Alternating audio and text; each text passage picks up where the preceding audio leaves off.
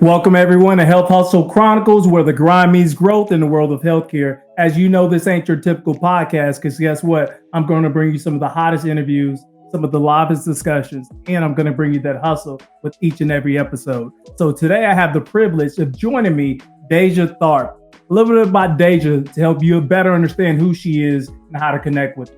Deja, she's a skilled marriage and family therapist with a master's degree from Mercer's University School of Medicine. As an alumna of the Foundation of the Advancement of Human Systems, a prestigious government-sponsored fellowship, she has received advanced training to support behavioral health outcomes and reduce disparities amongst those who are ethnically and socially marginalized backgrounds. Her participation in Minority Fellowship Program further strengthens her skill set in delivering culturally competent mental health and substance abuse services to the demographic.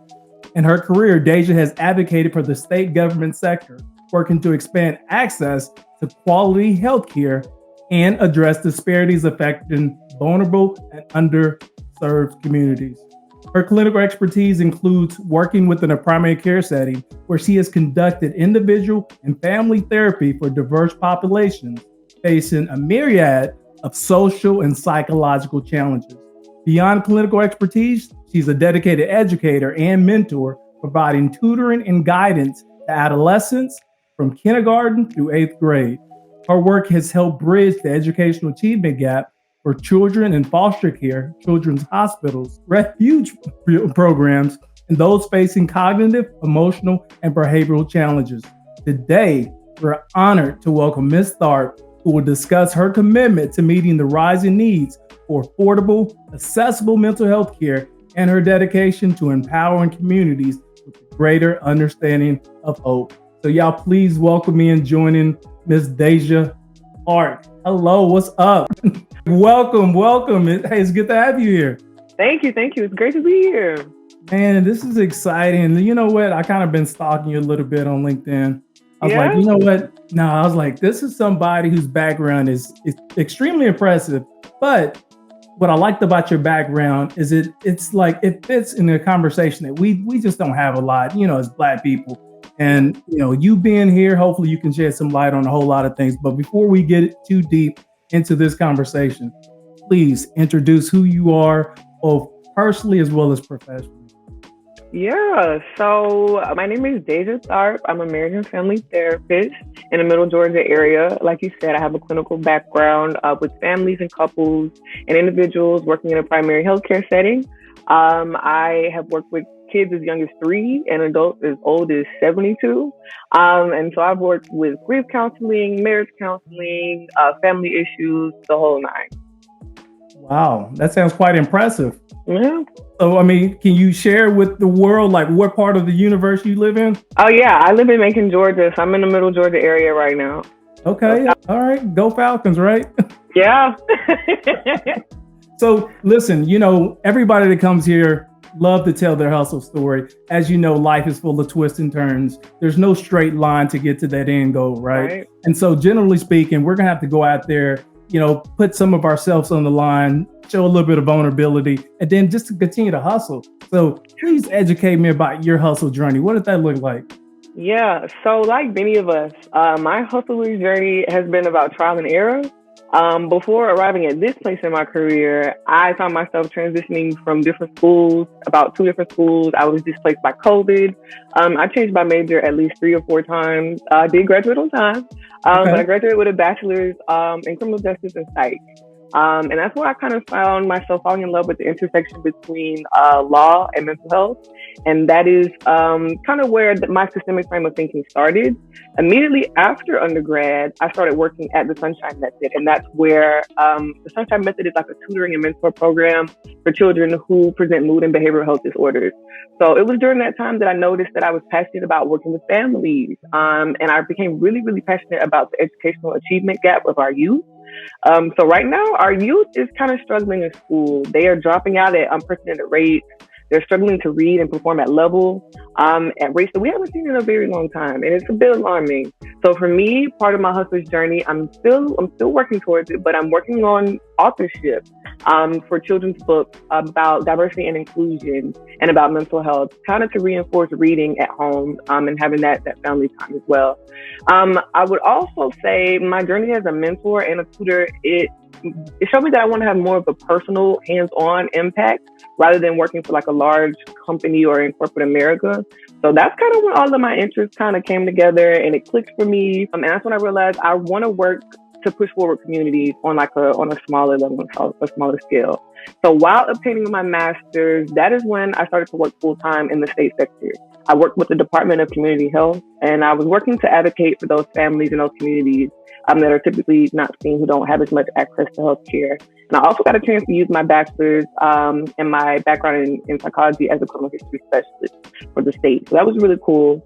And that job kind of blessed me in a way that it allowed me to matriculate through my master's, to help me put myself through my master's. So that was a big blessing. And so during my master's, that is when I started on my clinical journey. And I started to work at a primary care doctor's office where I started to work with families and individuals and couples. And that's when I really realized, like, okay, this is where home is. Therapy is what I want to do. And that's kind of where I got into my career. That's where I am now. Listen, that sounds like quite a bit already. I mean, you've been out there hustling. You've been getting it. I've been trying. That's what's up. I'm loving that. I mean, that hustler spirit is awesome. Who would have thunk it that, hey, these clinicians out here that are helping us mentally, they go through these journeys like the rest of us, right? Absolutely. So, we're human just like you guys. I mean, you know what? Half the time we're thinking that you're not human because that's what we go to. You're like, you know what? If my human problems need to be solved, I need to go to somebody that's not human. That's going to help me out. Yeah. Right. That is awesome. So you mentioned, how our kids are struggling today. You have any insight on why that is? Like, why are we struggling more so than any other period? Yeah. One of the things that I will say is, COVID really displaced us. It set our kids back a lot as far as their opportunities to be present physically in school. And the way that we're teaching our children is different as well. When I was growing up, we did tactile learning. We were able to hold blocks that were A's and B's and C's and flip them around and have palpable tactile learning that allowed us to look at these things. Now the kids are learning digitally. Now they have access to speech buttons where they can just tap and speak rather than actually knowing how to read and things like that. Also, parents are not able to spend as much time with their children as they were before.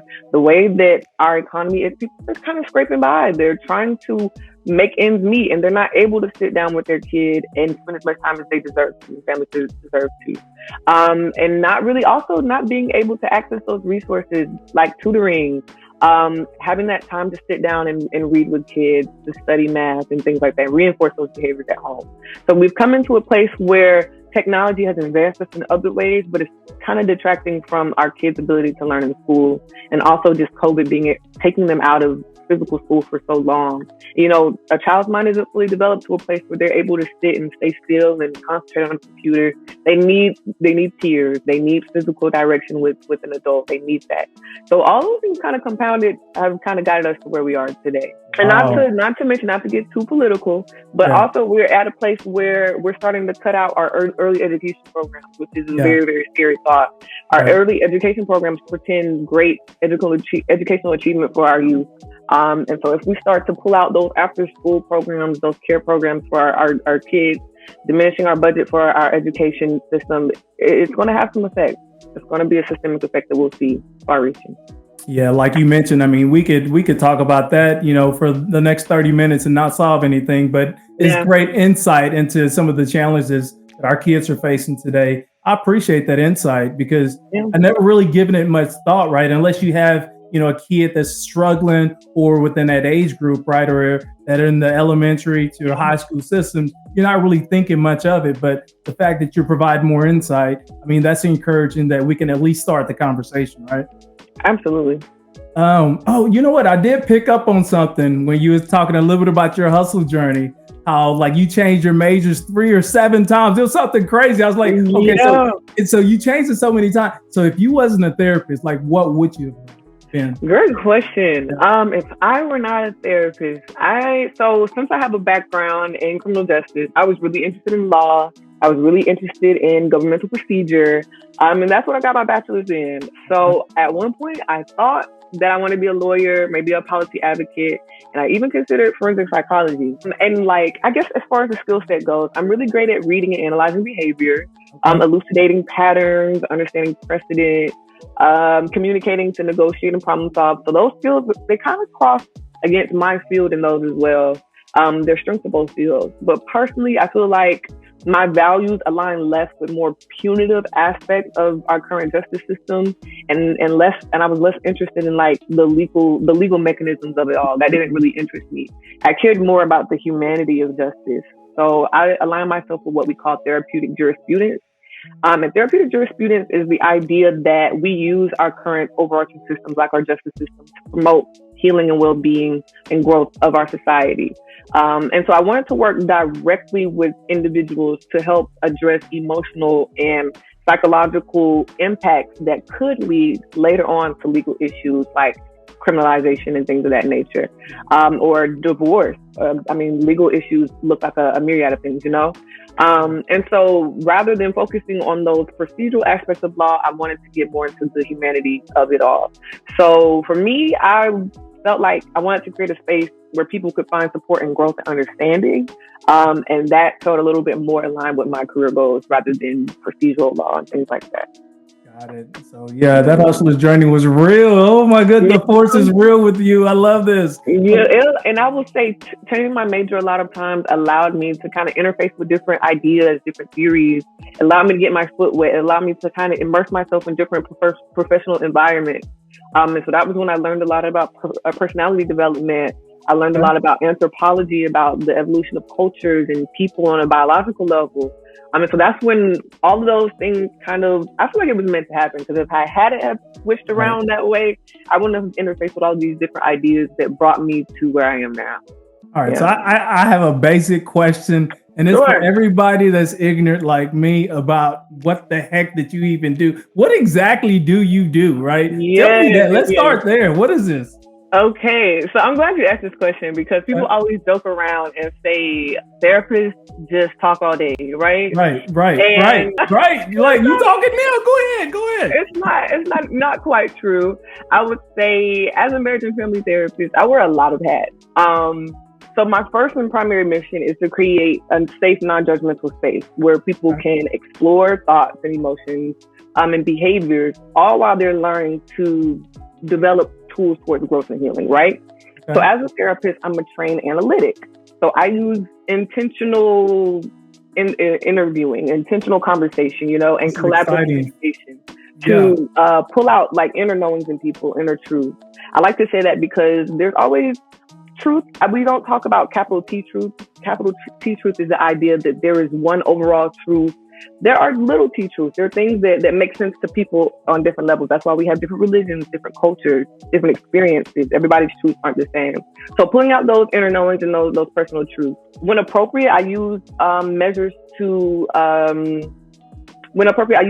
kind of diagnose.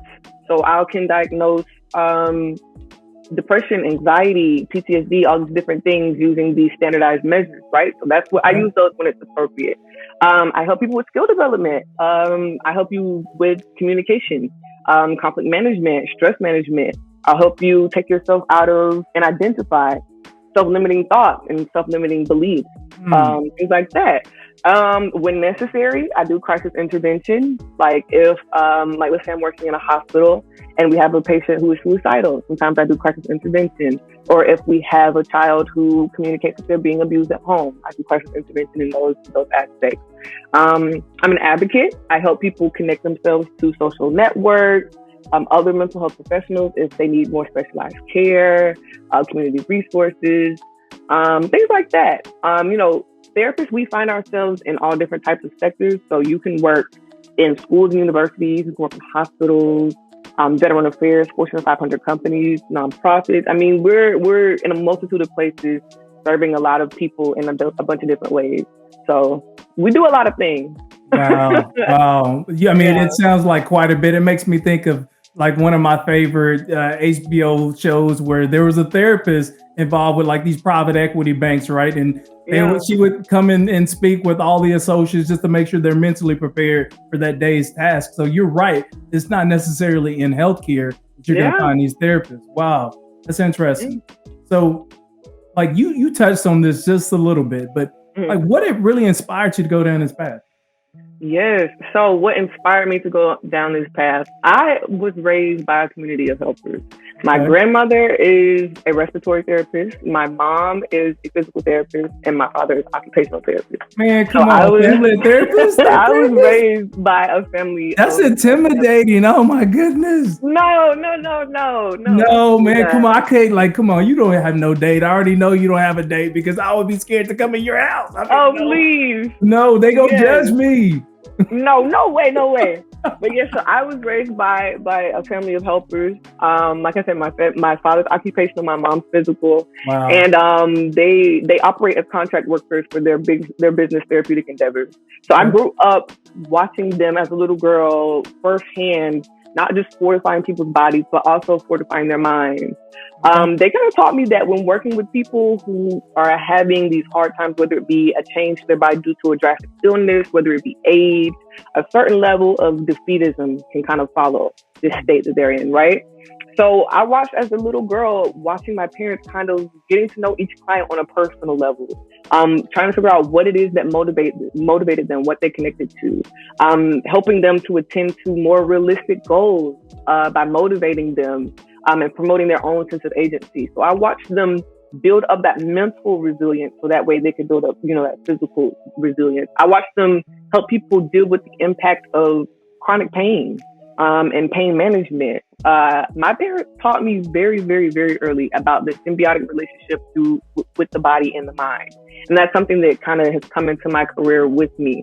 And so I understand what it means to cope and build resilience, even when the body feels a bit broken. And sometimes the mind is that same way too. Sometimes the mind is a bit broken and you have to find a way to build strength and resilience even within that. So despite them having those occupational changes, my parents found a way to connect to the agency and the empowerment of them and help the clients themselves believe in progress. So seeing the people who inspired me the most dedicate their vocation to helping others, it kind of sent me on a similar path. Definitely. Yeah. Definitely. Yeah. 100% it did. It didn't kind of. It did. Wow. So, okay. This is a side question to like, you was giving me a scope of everything that you do as a therapist. But do you or do therapists, do they actually write prescriptions, or you need a PhD for that? Or like, how does that work? Great question. Like I said, as a therapist, I can render psychoeducation on medicine, but I cannot administer medication. So I can teach you about the different types of antipsychotics, anti-anxiolytics, like anxiety medication, antidepressants that pair well with the therapeutic interventions that we're going to do. I can teach you about how these things are going to shift you on a chemical, like a physiological level. I can teach you about side effects that you should experience. I can teach you about those things. So I can render psychoeducation, but I myself cannot render those medicines to you.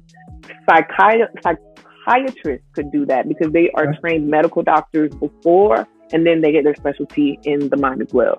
So those are the people who would administer those, or maybe even your MD could administer that. But me as a therapist, I could not render medication. Wow. Okay. Interesting. Yeah. You know what? A random question is the word crazy. Is that out of like, am I not being woke by saying that? Is there another word to replace crazy nowadays? What?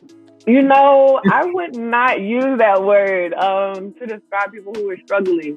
I don't think at all we should label people. Instead, maybe we should just realize what they might be attending with. Like even in the language that we use in the room, if we have someone who has an adverse relationship with substances, we say that. We don't call them substance abusers. We don't call them addicts. We say this person, we recognize their personhood. We say this person has an adverse relationship with substances. If we have someone who has been diagnosed with schizophrenia, we don't say schizophrenic. We don't label them as that. We attend to what they're contending with, So that's more what I would say, is attend to what people are contending with rather than putting a label on. Man, you dropping knowledge today. Like, this is tons of insight. I'm glad to ask these questions because I know I'm not the only one. These questions. All right, so here's a really good one right here. Okay. How do you separate like what you do professionally from your personal life? Because I know, I know you got to be looking at your friends and be like, "Girl, no, man, like this is what you got going on and all this good stuff." Come on, talk to me. Okay, so Okay, talk to me. This gets good. this one is going to be a little long-winded because there's a lot to say for this one. What? Okay. I would say, first and foremost, my favorite word is boundaries. Boundaries. Okay. So first I want to talk about on a professional tip. Boundaries as far as clients. So ethically, we have to have strong boundaries with our clients, right? Okay. Because, and we talked about that at the inception of therapy through something we have called the informed consent. The informed consent is like, it's a legally binding document that explains to our client our expectations of them and their rights when dealing with us. So before you even start therapy with your therapist, you're going to go off of your legal rights, your ethical rights with working with that client, as well as what they are expecting of you as far as going and seeing them in practice, right? So you have boundaries on that tip. Part of your informed consent is that we tell you that we can have no personal relationship with you outside of this room at all. Oh, wow. So it looks like not sharing personal phone numbers, not sharing personal emails, no social media. Like we can't engage with you we can't even really engage with you in public. We can, if we see you and you try to engage with us, we can wave, we might can say a brief thing to you, but we would never walk up to you and start a conversation with you because that is kind of tips you on the ethical balance. So there has to be a strong boundary between the personal life and private life of clients and clinicians already from there. So we can't engage with clients outside of the therapeutic space that we've allotted for them.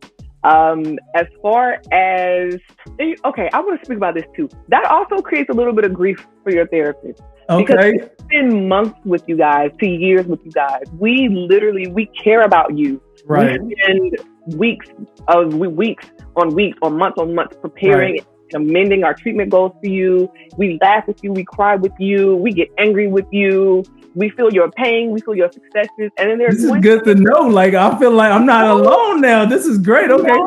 And then there's one day where we just kind of have to close the chapter on what we do with you. And it's very, very bittersweet because any clinician will tell you there's a random moment where you're at home watching your TV. You see something on TV that reminds you of a client. You're like, dang, I wonder how they're doing. Right. I have to pick up the phone and call. Or you might realize their birthday has passed and you want to call and say, happy birthday. How was everybody? How's mom? How's Gigi?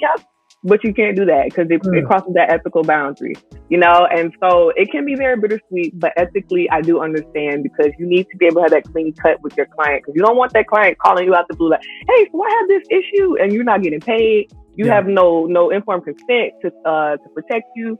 So you need those boundaries. So as far as... Oh, go ahead. Yeah, go ahead. This is good. No, what were you going to say? No, because like I was thinking, it just makes me think like I watch all these crime series and the police detectives come in and they're interviewing all the suspects, right? Yeah. And then they try to get like an order that subpoenas the clinical physician to be able to say something in jury. Like, is that true? Is that a thing? That's absolutely true. That's absolutely true. Yes, therapists and psychologists, we definitely can be subpoenaed to speak in court. However, there are boundaries to it. There are definitely ethical standards in our rule and guides of everything. We can only speak to what we experience in the room with our client. We can't speak to anything else. Like let's say you're doing what is it? You're working with a family about divorce and custody. You can't sit in a room and say you can't sit there on stand and say, oh yeah, well I think mom would be better for them than dad. All you can do is speak to what you saw with mom and what you saw with dad. That's all you can really do. So you can do it. People are dissuaded from doing it, and just because a therapist is subpoenaed doesn't mean that they necessarily have to be a part of the process. But you can also write something as well rather than actually showing up. So there's some boundaries as to like how much you have to do and how much you have to say as far as yeah. But what I was going to say about personal life, another part of it was getting juicy. It was getting juicy before I cut you off. Yeah, another part about separating personal and professional life is self-care, of course. Any therapist can tell you that they have to be an expert in their own aspect of self-care. And that's because there are 3 forms of psychological distress that therapists themselves can encounter. The first is called vicarious trauma. So vicarious trauma is when a therapist encounters a traumatic narrative from a client, like for a prolonged period of time, like a prolonged exposure to traumatic material, the story, whatever it is that your client is telling you. And it starts to warp your own worldview. The next is called secondary trauma. Secondary trauma is more of like an initial reaction. So if somebody has told you something very gruesome that happened to them, something very dark that happened to them, and it really it stirs you up really badly in the moment. That's another aspect of distress that clinicians can go through, and something also called compassion fatigue. So compassion fatigue is kind of, imagine working with someone and kind of becoming absorbed in the work, where you start to kind of absorb their emotions, absorb their pain. You kind of become preoccupied with their progress or their lack thereof, to where there's kind of transference between you guys emotionally. So those are some of the types of distress that clinicians can experience. And so that self-care is very, very important. And I would say all of these things compounded over time, they can have a large effect on, like I said, the clinician's personal life outside. You can have a pretty angry or cynical disposition. You might find yourself being numb or hypervigilant. You might become a little fearful, hopeless. And then on the other side of that, you find some clinicians can find themselves having kind of inflated sense of self, that once I have interfaced with your traumatic experience so much, I have this kind of grandiose sense of self about the work, related to the work that we do. Sure. So while we have to give a lot of ourselves to the work, we never want to give so much that we lose ourselves and we become burnt out from it. Right. Now, on a personal tip, this is sticky, okay? Oh, it's because in your personal life, you want to show up for your people, right? Yeah. You want to show up for your tribe. You want to be there when they call, but you have to place boundaries there as well. As a therapist, any therapist can tell you, your friends and your family love to come to you for insight. They love to pick your brains about what you know, about what they might be missing. About what they might be missing from this perspective. They love to pick your brain, and they love to get empathy from you, right? Right. And sometimes it's needed in the moment. However much I love feeling connected to my community, there are days where I just don't have it. Whether it be because I've experienced a very stressful day full of a lot of conflict, marital conflict, whether I've heard a lot about grief that day, or whether I've heard a very traumatic narrative that day, I might not have it in me to present myself as needed for a friend or family. And that can be taken kind of personal when someone is in the midst of their own thing, and they're coming to you just like, look, I don't have it. I can't do this today. Right. And it kind of feels like you're kind of like pushing them off sometimes. But sometimes you have to set that boundary, like, I've had a very stressful day. I got to take my therapist hat off right now. And also, you have to balance that need to be truthful while still trying to respect the sanctity of that relationship. Right. The same way clients don't listen to everything we say, our family and friends sure do not listen to everything that we say. Okay. And so in your personal relationship, there's a lot more at stake. You want to be truthful, you want to be helpful, but you also want to protect the sanctity of that relationship.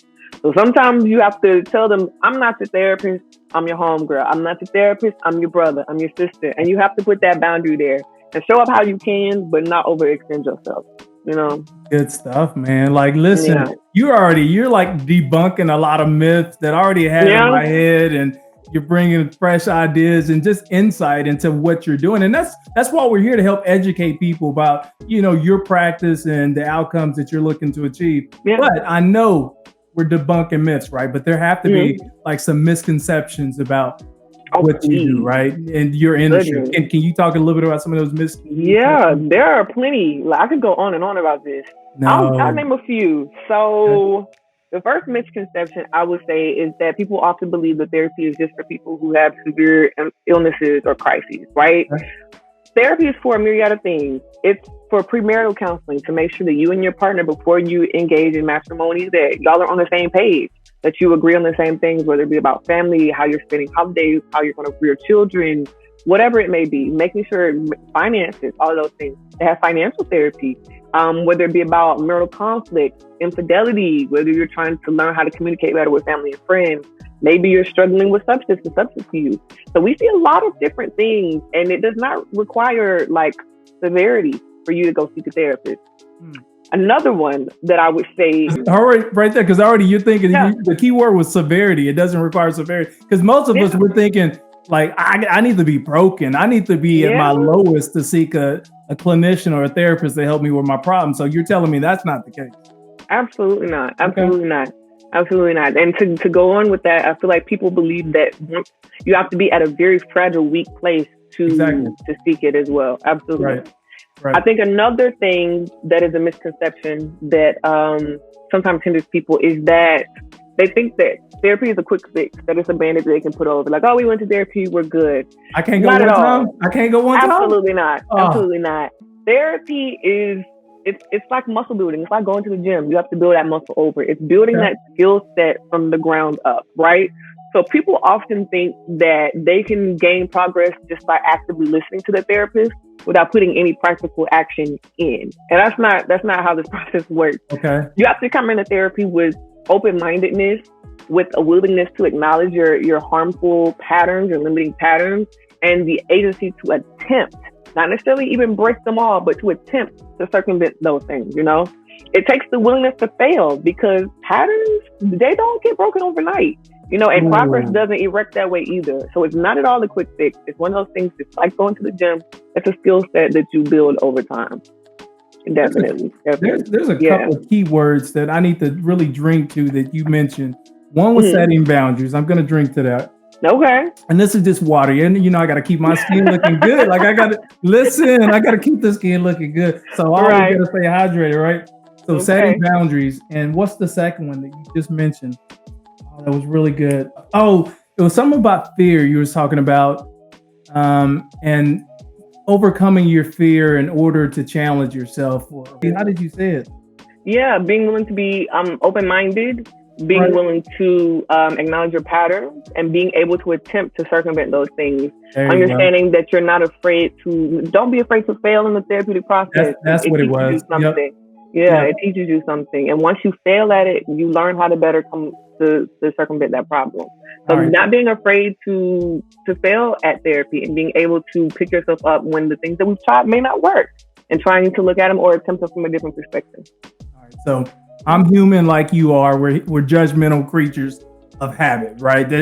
So being judgmental, and I'm not saying it's me, but I heard from other people that therapists generally are the ones that use drugs more than anybody else. And goodness.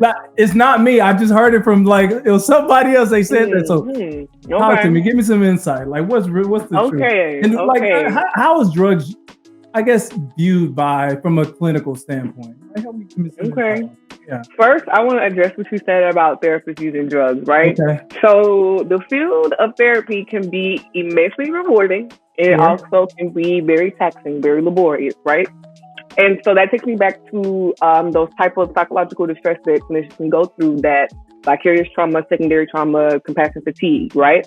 Yeah. And so I first want to acknowledge that coping skills in the field is very important, and you have to be able to continuously do them to be effective in the field, and to also have a happy, peaceful life outside the work that you give yourself to, right? So with that being said, there are definitely healthy and unhealthy coping skills, but it would be remiss of me to overgeneralize substance use in that way, right? So substances are not inherently bad. It is the relationship that we build with that substance. Talk to me. All right. So, this frame of thinking is what people in social work and therapy called harm reduction. So harm reductionistic thinking. So when we're thinking from a harm reductionistic standpoint, we think about context and intent. We think about coping mechanisms and maybe emotional attachment to the substance. We think about balance and moderation in use. We think about individual vulnerabilities and individual differences like family history, genetics, environmental reinforcement. We take in all these things to make sure that our use is mindful, right? So yes, people of all professions use substances, right? And I also want to clear up the word drug, because I know often we can use drug as like a buzzword, right? Sure, yeah. Drug is not inherently something harmful or illegal, right? A drug is any substance that when it interfaces with the body has a physical or physiological effect or psychological effect on the body, right? So that could be nicotine, that could be alcohol, that could be marijuana, that could be painkillers, that could be coffee. Right. Coffee is a drug by definition. I can't give up my coffee in the morning. Don't. Right? With that being said, we have to think of of substance use in that overall framework, that a drug is not necessarily something that we should stigmatize and give it an inherent bad label to it. But we have to understand that it's a relationship that we deal with it. And we have to think of it in what way can I use this effectively without creating harm for me or for anyone else that I love. So with that being said, we try to attend to the relationship built and to make sure that it's not having an adverse effect on daily functioning or overall well-being, making sure that we're using mindfully. So it's not a bad thing. It's just moderation, usage, things Absolutely. like that. It's not frowned upon. It's just make sure it's maintained at appropriate levels. Yeah. And you're reaching the outcomes that are appropriate for that particular drug. Right. And I'm in no way advocating for people to break their local laws. However, right. I do. Right. Yeah, that's important to mention. Because, there's some states that are not legal, like Texas, but, we're not going to go there. So let me ask you this one here. Okay. All right. In your opinion, what's holding people back from seeking therapy, especially people that look like us? Okay. The first thing that comes, I'm going to start it with this. Okay. This is a really, really good thing. I'm glad that you asked this one because hindrances. I'm going to ask the questions that everybody want to know. That's good one. So I would say our hindrances look like a bunch of different things. Overall, they're grouped into about 3 major categories, whether they are personal, cultural, or systemic barriers, right? So when we think of it from that perspective, we have stigma and shame. So from that, we have that narrative, and that's something that I'm actively trying to amend with clients and in society in general, is that seeking support makes you broken or unstable, right? In that only a certain demographic of people seeks out counseling, whether it be only white people go to therapy, only crazy people go to therapy, only broke, whatever the demographic is, that only this type of people go to therapy. Right. Also, I like to use interviews like this. I like to do medical pop-ups, public speaking, things like community service opportunities to help people kind of have a real life interaction with therapy, with real life interaction with a counselor, with behavioral health in general. So that way that people can normalize I can interface with this person in front of everybody and it's not weird. I can go hear this person speak and it doesn't say anything about me as a person. So being able to normalize it and allow people to see what a therapist looks like and speaks like, it makes it less taboo for people. It makes it more real, like you're human. I'm looking at you, I'm like, she looks like me, like this could be my sister. Okay. Right. I would say another thing is definitely culture and societal belief. Okay. So in different cultures, some different cultures shy away from therapy. We're all different. We all come from different backgrounds. So take, for example, cultures that are less individualized and are more collectivist cultures. Like take, for example, like some Asian cultures, right? They believe more in prioritizing familial harmony and community harmony, and they care a lot about community reputation over individualism and the needs associated with it. So to go to a therapist and talk about your family problems or what mom and dad have done might be a little bit frowned upon. To go to a therapist and be given a mental diagnosis might be understood as a sign of personal failure.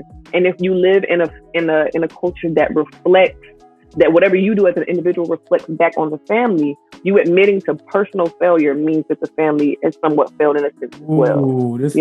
So there are some cultures that kind of shy away. There are some people, some cultures that have more of a spiritual overlook on mental health. A lot of Caribbean cultures, they understand struggles from more of a supernatural, spiritual perspective. They might believe that the struggle itself is stemming from spiritual imbalances. Some might believe maybe something like hexes, Yeah, I was just thinking of that. I'm like, rub some stones or something together, boy. We about to get rid of it. So it doesn't just affect people's willingness to go, it also affects how people understand mental illness in and of itself. So if you understand it to be, you've been possessed or you've been hexed, you might not think, my therapist can help me find ways to manage or cope with this thing, right? Another big thing is limited access. I live in a more rural space, a more rural town. And overall, rural societies have less access to specialized care. And that's why, unfortunately, rural communities are nearly twice, what's the statistic? Rural communities are, their suicide rates are twice as great than urban areas. So their of psychological services and specialized services pretend much more adverse and more drastic health outcomes for them.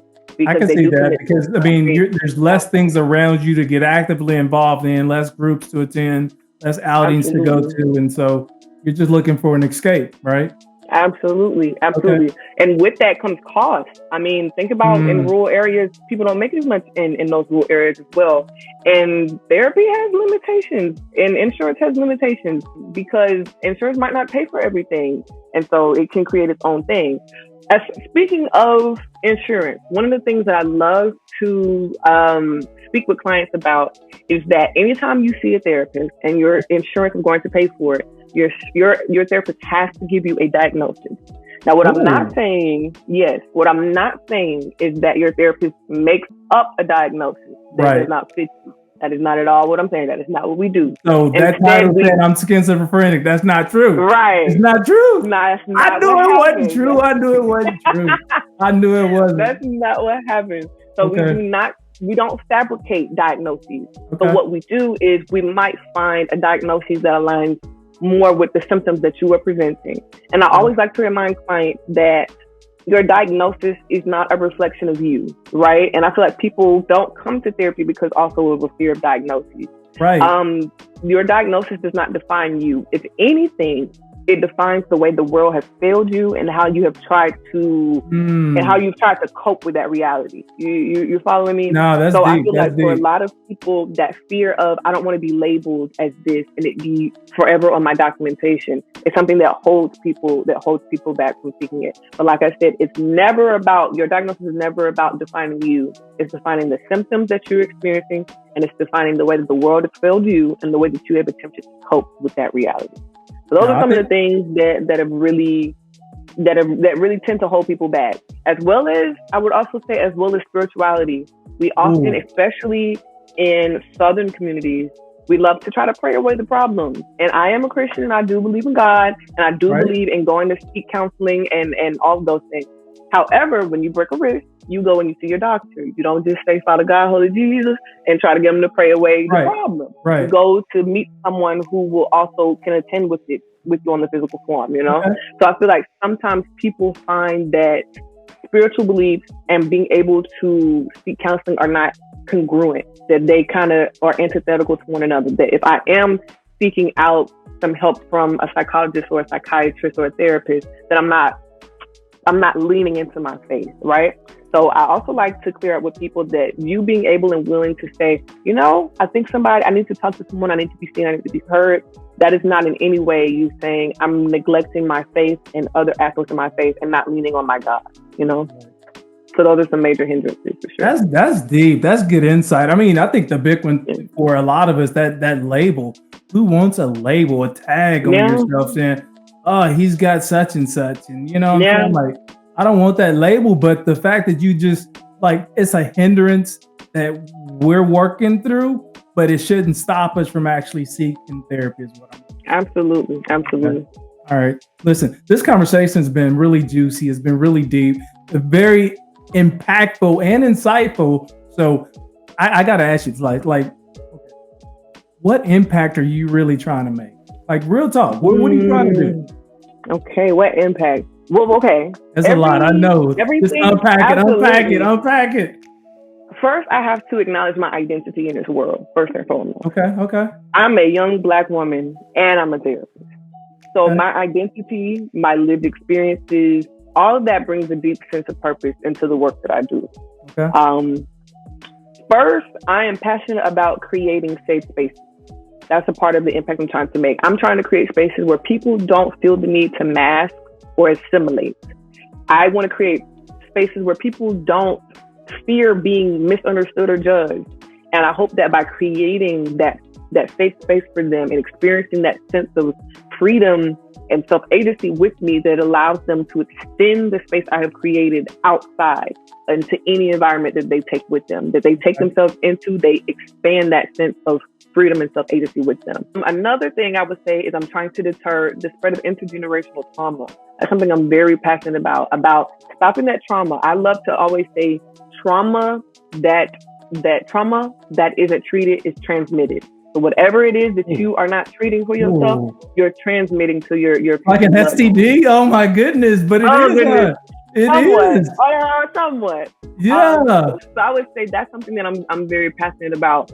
I want to further the resilience of people and the people group that is systemically hegemonized and who is weighed down and not seen. Right. And lastly, I would say I want to promote access and also representation. I am a walking advertisement for what education, self-forgiveness, determination, and God's favor can bring you. I am a mere 7% of Black marriage and family therapists in this nation, 7%. And I am a mere 9% of African Americans with a master's degree. Okay. So one of the things that I'm very, very, very, very passionate about is being an active example and an encouragement that not only is it possible for you, but it is your right to take up space as your authentic self in these professional spaces, to not just join these professional spaces, but to also join them as thought leaders, as leaders in these communities, as leaders in these spaces. And that it is your right to not only advance yourself, but also advance your community. And you don't have to sacrifice who and what you are in the process. I would say overall, that's the impact that I'm trying to lead. It sounds ambitious, but I love it though, because we need that ambition in today's time, man. People need, listen, this conversation has been phenomenal. And just the way you've been answering the questions, I mean, not only were you prepared, but I can tell just listening to you, like you're passionate about this and the impact that you're trying to make. So I know, tell me, maybe I'm wrong. Like, do you do this for a living? I mean, besides the clinical piece, like the podcast, like, do you have one of these? Do you have the social presence already? Like, what's going on? Is it something you're about to start doing? I would love to, actually. So not yet. I have not entered into this space. However, I will say I have a big urge, a big pull to do so. As far as where we are in society, social media is amazing because it allows so much access to people who otherwise would not have the resources to interface with some of the knowledge that we have and some of the knowledge that we know. It allows us to provide insight and give them access for free from the comfort of their own homes, you know? So I'm definitely looking to step into that space. Maybe I will sometime soon. If the viewers who watch this are interested in that, I would love to hear from them. And that's something that I can get working on. You know what? That's a great segue into like the last question that I really have for you. You said if they wanted to get how can people get a hold of you? Like, where do we find you? How can we frequent any content that you're working on? Things like that. Yeah, so I would say you guys can definitely email me at my professional email. It's Deja, DEJA.Tharpe, THARPE @gmail.com. That's where all my professional endeavors go. Wow. Okay. I'm going to open it up for you. I've asked you a gazillion million questions. Is there anything you want to leave the audience with? And you don't have to, but I just want to make sure I open up the airways to allow you to get any additional thing off your chest that you get off. I always just want to encourage people, if there is any pull at all, if there's any piece of you that says, I desire to be seen or to be heard, speak it out.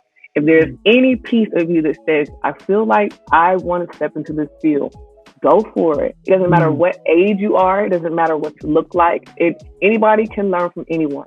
And it doesn't matter if you're coming from a different career. We love people from different careers because they bring in a breadth of knowledge that's very beneficial. I have coworkers who work who have worked in finances, and so that they do financial therapy. There's a niche for everything. So if there is a pool at all for you, go for it. Don't feel limited by anything that you've been or experienced before. Go for it. I love that message there. And I know I'm saying a lot about love, but just your delivery and insight into what you've been sharing has been phenomenal. But what I really loved about that particular segment right there is that you wasn't just speaking to people seeking therapy that are my age. You were talking a lot to the younger generation that's upcoming and looking for an avenue to grow within, and you're inviting them into this space. Absolutely. So that's inspiring, uplifting, and educating the next generation of leaders. So hats off to you. Yeah. Thank you. That is awesome. So with that being said, that's going to wrap up today's discussion or episode of Health Hustle Chronicles, where the grind meets growth in the world of healthcare. Pleased, and I was blessed with the appearance of Deja Tharpe. We found out she's a marriage, family, and clinical therapist. She dropped all kinds of insights and nuggets into debunking a lot of the myths that you and I have. So you want to make sure you tap in with her and drop some comments about, whether or not you liked her segment or not. Until next time, hustlers, let's get it.